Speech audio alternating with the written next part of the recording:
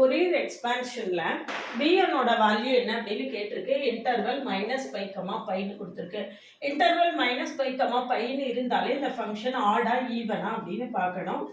f of x is equal to x2. Power ஈவனா இருந்தாலே இந்த ஃபங்க்ஷன் ஈவன் ஃபங்க்ஷன் தான். ஈவன் ஃபங்க்ஷனா இருந்தா bn equal to 0 இம்மீடியட்டா நம்ம சொல்லிடலாம். இது எப்படி அப்படிங்கறது லாங் வீடியோ நிறைய கமெண்ட்ல டிஸ்கிரிப்ஷன்ல லிங்க் கொடுத்துருக்கேன், போய் பாருங்க. அண்ணா யூனிவர்சிட்டி சிலபஸ் படி நம்ம தொடர்ந்து இன்ஜினியரிங் மேத்தமெட்டிக்ஸில் இதை வந்து கொடுத்துட்ருக்கோம். ஃபோரியர் சீரீஸில் ஈவன் ஃபங்க்ஷனாக இருந்தால் இன்டர்வல் -π, πயில் டிஃபைன் ஆகியிருந்தால் bn வந்து நம்மளுக்கு என்ன ஆகிடும், 0 ஆகிடும். இதுதான் நம்ம இதில் வந்து மார்க் பண்ண வேண்டியது.